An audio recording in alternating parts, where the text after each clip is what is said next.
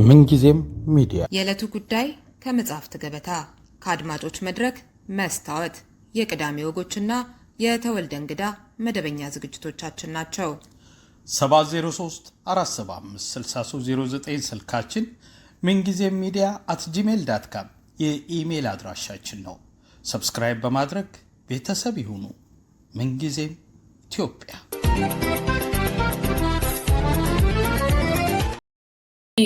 ወደኋላ መለስ እንበልና የነ አቶ ስብሃት ነጋ የህወሓት ጉምቱ ሰው ችሎት እዛ ጋስ ምን ልትነግሪን የምትችያቸው ለየት ያሉ ነገሮች ታዘብሽ? እንግዲህ የሚገርም ነገር ነው። በአንድ ወቅት የሀገሪቷ ከፍተኛ የሆነ ቦታን የያዙ ሰዎች በኋላ ላይ ደግሞ ፍርድ ቤት ሲቀርቡ ለዛውም ደግሞ ይሄ የመጣበት መንገድ ይመጣል ተብሎ በማይታሰብበት ውስጥ ራሳቸው ውስጥ በተፈጠረ ክፍፍል እንደዚህ ኢህአዴግ ውስጥ መሆኑ ሲታሰብ እንደው ችሎት ውስጥ የነበረው ነገር ምን ይመስል ነበር? አቶ ስብሃትስ የነበራቸው ስሜት እሱን ደግሞ እስኪ ያጫውችን።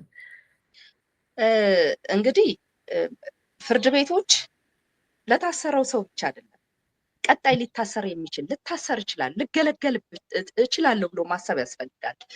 እንደምታውቂው ፍርድ ቤቶች ለማንኛውም ለኔም ነገር ልገለገልበት እችላለሁ ታስሬ፣ አለያም ደግሞ በተዘዋዋሪ ቤተሰብ የታስሩበት ልገለገልበት እችላለሁ ብሎ ማሰብ ያስፈልጋል። አሁን ላይ በስልጣን እርከን ላይ ያሉ ሰዎችም ፍርድ ቤቶችን እንደ ራስ ማየት ያስፈልጋል። ግዴታ ስልጣን ላይ ስትሆኚ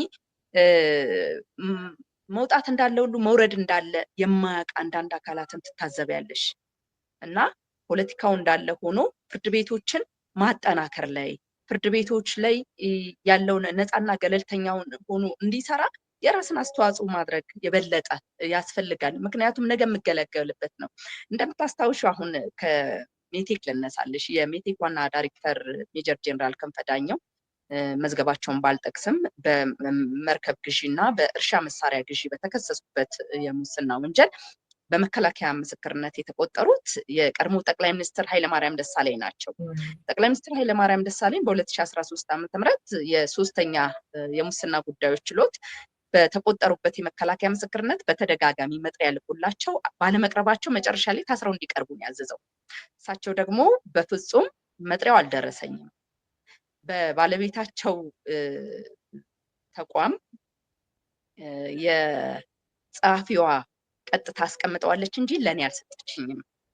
ስለዚህ ይህ በሆነበት መጥሪያው ባልደረሰኝ ሁኔታ ላይ ታስሬ እንድቀርብ መታዘዙ ተገቢነት የለውም ሲሉ ማመልከቻ በተወካያቸው በኩል የህግ አማካሪያቸው በኩል ላኩ። ማመልከቻቸውን አየና ፍርድ ቤቱ በቃ ባሉበት ቦታ ካላቸው የስራ ጫና አንጻር ባሉበት ቦታ በቨርቹዋል ቴክኖሎጂ መስጠት ይችላሉ ካለ በኋላ ላይ ደግሞ በቨርቹዋል ቴክኖሎጂ ይስጡ በተባሉበት እንዳይቀጥሉ አቶ ኃይለማርያም አንድ ቦታ መቀመጫ የላቸውም፣ በተለያዩ ቦታዎች ይንቀሳቀሳሉ። እሳቸው በሚንቀሳቀሱበት ቦታዎች እና የፍርድ ቤቱ የስራ ሰዓት ጋር ተመጣጣኝ ሰዓት አይደለም መከላከያ ምስክርነታቸውን ለመስማት። ስለዚህ አሳማኝ ሆኖ ስለተገኘ በአካል እንዲቀርቡ በድጋሚ ተደረገ።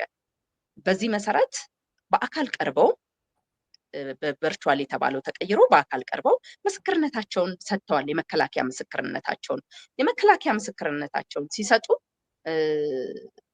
አቶ ኃይለማርያም የፍርድ ቤቱን ሂደት የክርክር ሂደቱን ማየታቸው ያስፈለጋቸው ምንድን ነው?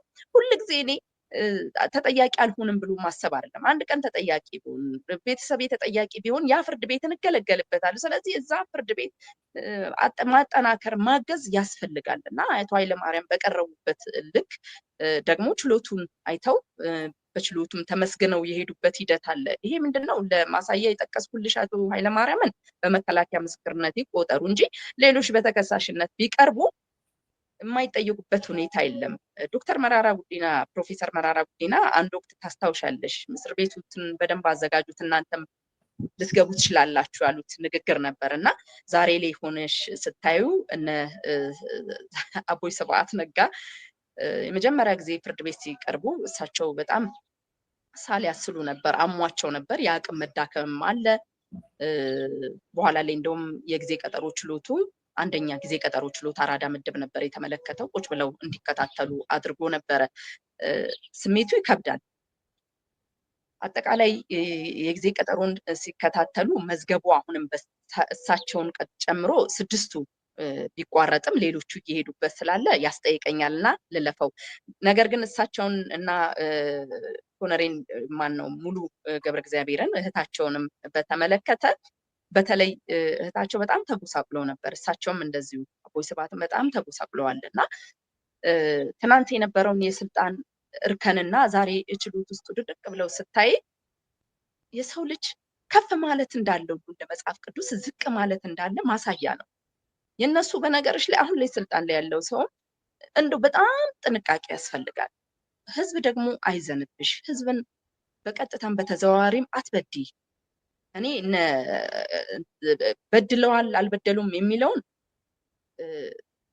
ፊት ለፊት የሚታይ ስናየውም ይኖርንበትም አሁንም እያየ ነው ያለነው ነገሮች ስላሉ ወደ ሚዛንም አላስገባውም። ግን ፍርድ ቤት መጠቆም አይደለም። መጠቆም ማለት ጣትን መቀሰር አይደለም። ወደ ፍርድ ቤት ነገ እኔ ብገባስ ብሎ ማሰብ ያስፈልጋል። አሁን ያሉ አመራሮች በጣም ጥንቃቄ ይሻቸዋል። እውነቴን ነው። ፈራጅ ያለው ከላይ ነው። እኔ በእምነቴ ወደዛ ነው የሚሄደው እና በዙፋኑ የተቀመጠ አምላክ አለ፣ ይፈርዳል። የህፃናት ደም አለ፣ የእናቶች ደም አለ፣ የንጹሃን ደም አለ እና በዛ በፈሰሰ ደም ልክ ያንን ደም ያፈሰሰውን ትእዛዝ የሰጠውንም ተጠያቂ ካላረግሽ ፍርዱ የእግዚአብሔር ነው። የምድሩን ፍርድን ተውና ከፍርድ ቤት ወጣ ስንል እና ልልሽ የፈለግኩት ምንድነው በእያንዳንዱ ስልጣን ላይ ስንሆን ህዝብን የሚጎዳ ተግባር ነገ በሀገር ላይ ጠባሳ በዜጎች ታሪክ ውስጥ መጥፎ ጠባሳ ጥሎ የሚያልፍ ታሪክ ባንሰራ ጥሩ ነው።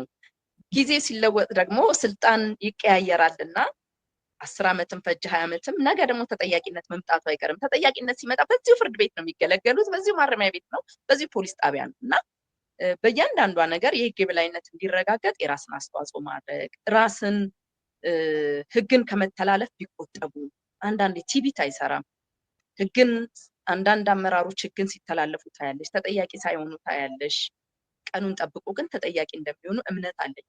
ምክንያቱም በጊዜ ነው ማምነው። የጊዜ ጉዳይ አይደለ። የእነ ስብሃት ነጋን ያሳያል። እናንተ ስብሃት ገባ እኮ መኪና እንኳን ሲያማርጡ ከመኪና መኪና በአጃቢ ሲሄዱ የምናስታውሰው ነው።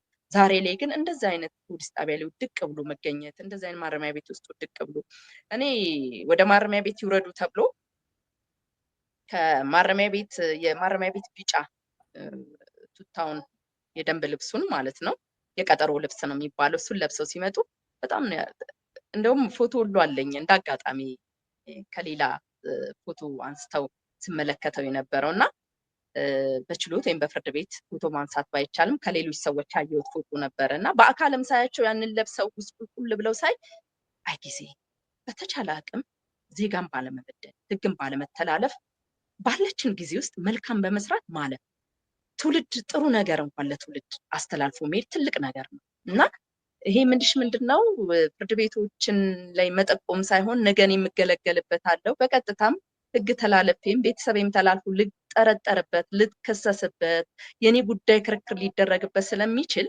እንደው በተቻለ አቅም ህግን ጠብቄ ህግን ሳልተላለፍ ባልፍ ጥሩ ነው የሚል እሳቤ ቢፈጠርባቸው በአንዳንዶች ላይ ደስ ይለኛል። ይሄ እሳቤ ቢኖር ምክንያቱም ሁላችንም ኃላፊ ነን። ጊዜዎች 10ም 20ም ዓመት ሲፈጅ ሌላ ደግሞ ስልጣን ሽግግር ሲመጣ ተጠያቂነት ስለሚመጣ ምክንያቱም የተጻፉ ታሪኮች አይጠፉምና የህግ መተላለፎች ዛሬ ባይጠየቁ ነገ መጠየቅ አይቀርምና እዛ ላይ ጥንቃቄ ቢደረግ ይሻላል። ያው የነ ስብሃት ነጋን ሌሎቹንም መናገር ያልፈለኩት መዝገቡ በሂደት ላይ ያለ መዝገብ በሂደት ላይ ያለ እነዚህ 6ቱ ክሳቸው ቢቋረጥም ለዛ ነው ልተላለፍ ጥንቃቄ ከማድረግ አንጻር ነውና እንደ ራስ ማየት ያስፈልጋል ልልሽ ነው።